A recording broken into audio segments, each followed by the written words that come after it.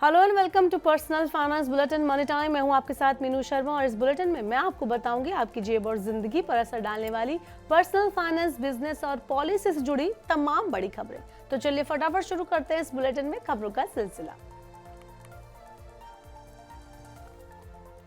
भारत में telecom plan तेजी से महंगे हो रहे हैं और अनलिमिटेड सर्विस की तरफ बढ़ रहे हैं, लेकिन इसी बीच वोडाफोन आइडिया यानी वीआई अब भी अपना ₹1 वाला रिचार्ज पैक अवेलेबल करा रही है। ये देश के सबसे छोटे रिचार्ज वाउचर में से एक है और उन कस्टमर्स के लिए बहुत काम का है जिन्हें केवल बेसिक आउटगोइंग कॉल की जरूरत होती है। कंपनी इस पैक को कई महीनों से बिना किसी बड़े बदलाव के अपने प्रीपेड कैटलॉग में शामिल रखे हुए है। ये पैक खासतौर पर हल्की जरूरत या इमरजेंसी पर कॉल करने वाले कस्टमर्स के लिए बनाया गया है।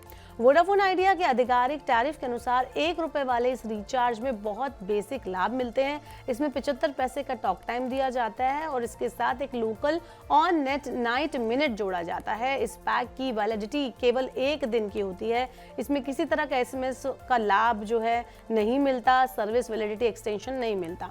वीआई का ये पैक खासतौर पर उन कस्टमर्स को ध्यान में रखकर बनाया गया है जो बहुत कम रिचार्ज करते हैं।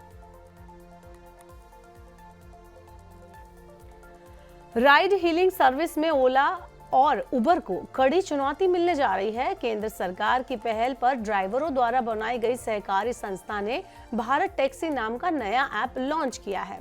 ये ऐप जल्द ही आपको भी देखने को मिलेगा। फिलहाल इसे आधिकारिक तौर पर लॉन्च किया गया है। ये ऐप ड्राइवर को प्राइवेट कंपनियों पर निर्भरता कम करेगा और यात्रियों को एक सस्ता और सुरक्षित ऑप्शन अवेलेबल कराएगा। इस प्लेटफॉर्म में देश भर के कमर्शियल ड्राइवर शामिल होंगे और सभी तरह के वाहन एक ही ऐप पर अवेलेबल होंगे। फिलहाल इसका सॉफ्ट लॉन्च दिल्ली और गुजरात में किया गया है। ऐप गूगल प्ले स्टोर पर बीटा वर्जन में अवेलेबल है और जल्द ही iOS वर्जन पर भी आएगा। भारत टैक्सी को सहकार टैक्सी कोऑपरेटिव लिमिटेड चलाएगी, जो MSCS एक्ट 2002 के तहत रजिस्टर्ड मल्टी स्टेट कोऑपरेटिव है। खास बात यह है कि इस प्लेटफॉर्म में सरकार की कोई हिस्सेदारी नहीं होगी। ये दुनिया का पहला ऐप होगा जो राष्ट्रीय मोबिलिटी कोऑपरेटिव है और पूरी तरह से ड्राइवर द्वारा ऑपरेशनल है। संस्था में अभी तक दिल्ली और सौराष्ट्र के 51,000 से ज्यादा ड्राइवर मेंबर जुड़ चुके हैं। ड्राइवर को बोर्ड में प्रतिनिधित्व और सालाना डिविडेंड भी मिलेगा। बुधवार 3 दिसंबर को शुरुआती ट्रेडिंग में भारतीय रुपया अमेरिकी डॉलर के मुकाबले रिकॉर्ड निचले स्तर 90.14 पर पहुंच गया। यह हालिया दिनों में तीसरा ऐसा मौका है जब रुपया अपने निचले स्तर को छू रहा है। इसका मुख्य कारण FPI का outflow, Bharat US trade deal को लेकर क्लियरिटी की कमी और पिछले अहम लेवल्स पर रुपये की कमजोरी है, जो भारतीय मुद्रा पर दबाव बढ़ा रहे हैं।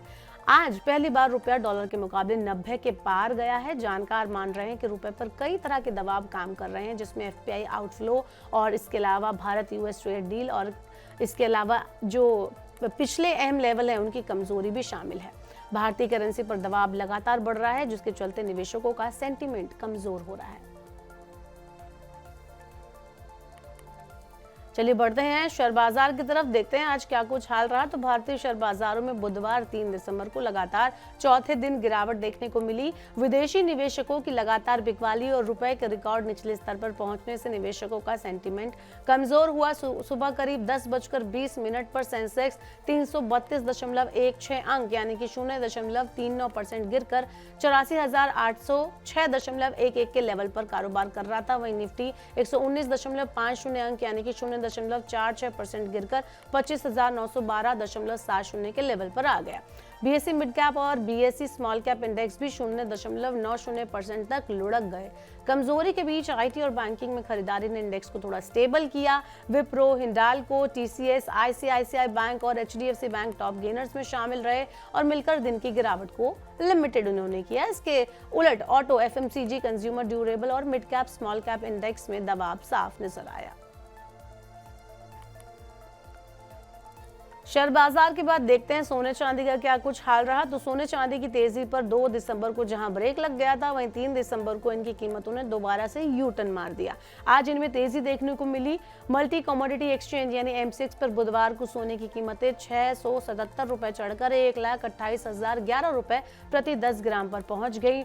वहीं चांदी की हम बात करें तो चांदी 3300 रुपए से ज्यादा महंगी हो गई। बुधवार 3 दिसंबर को MCX पर सिल्वर के रेट 1,79,941 रुपए प्रति किलो पर पहुंच गए। इसमें 3,355 रुपए का इजाफा हुआ। एमसीएक्स के अलावा रिटेल में भी कीमतों में इजाफा देखने को मिला, जबकि इंटरनेशनल मार्केट पर नजर डालें तो ये 0.50% गिरावट के साथ $4,220 प्रति औंस पर ट्रेड करता हुआ नजर आया।